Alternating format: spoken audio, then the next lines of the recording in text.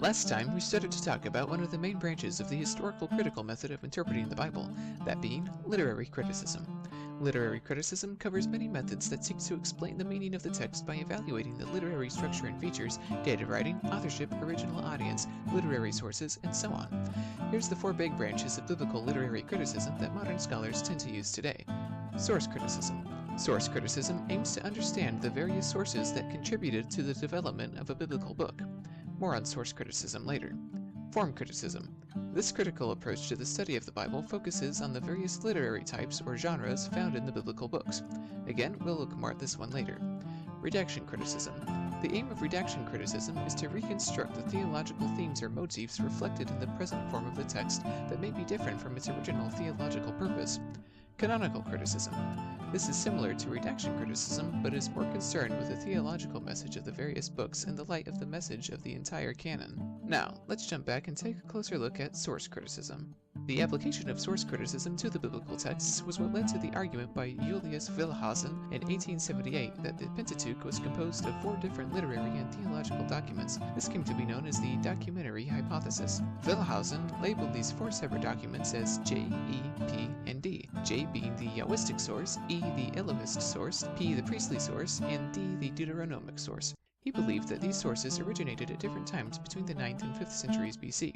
The texts attributed to the J source or the Yahwist are the texts prior to Exodus 3, which use the name Yahweh to describe God.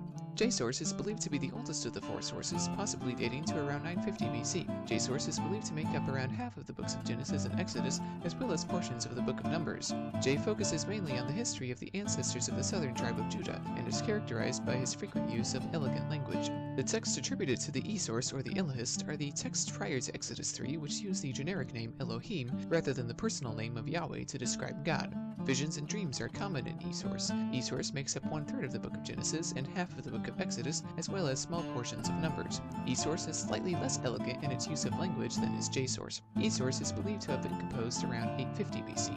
E focuses mainly on the history of the ancestors of the northern tribes of Israel. The P source, or the priestly source, is thought to have been written by the priests of Israel. P source seems to place a greater emphasis on the roles and importance of the priests in Israel's history than other sources. P source is believed to be the most recent of the 4 sources of the documentary hypothesis, and its date of composition is thought to be somewhere between 600 and 400 BC. P contains a lot of lists and does not use elegant language at all. The D source, or the Deuteronomist, makes up most of the book of Deuteronomy and sums up the rest of the Torah. D source sets the stage for the rest of the Deuteronomistic history that makes up the books of Joshua, Judges, 1st and 2nd Samuel, and 1st and 2nd Kings. D source is believed to have been composed sometime between 650 and 550 BC. So what kind of evidence do we see in the Bible that would support this kind of a theory anyway? That's a good question, and leads us to the great controversy over the authorship of the Pentateuch. The Pentateuch, or Torah, is traditionally attributed to Moses. It is referred to as the books of Moses. But did Moses actually write the books of Moses? The Torah never actually mentions who the author or authors were. Here are some of the main reasons people began to doubt Mosaic authorship of the Pentateuch. How could Moses have recorded his own death? Why would Moses say of himself that he was the most humble man on the face of the whole earth? The perspective in these stories is of one who has already entered the promised land, and Moses never did.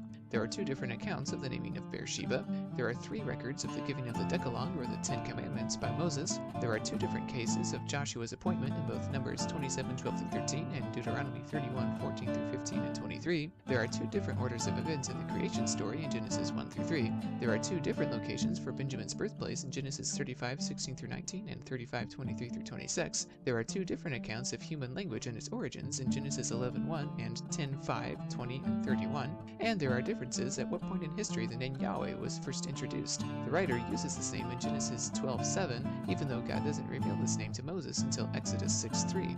This evidence led people to believe that the first 5 books of the Bible have at least 4 different sources and many different authors from a variety of traditions. Moses was perhaps one of these authors, but he did not write the Torah or Pentateuch completely on his own.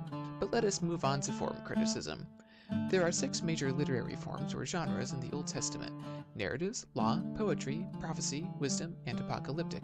First, narratives. Different types of narratives include simple accounts that deal with historical events or historical narratives, biographical accounts, autobiographical accounts, accounts that explain the origin of the name of a place or a custom, or ideological narratives, and family or tribal history.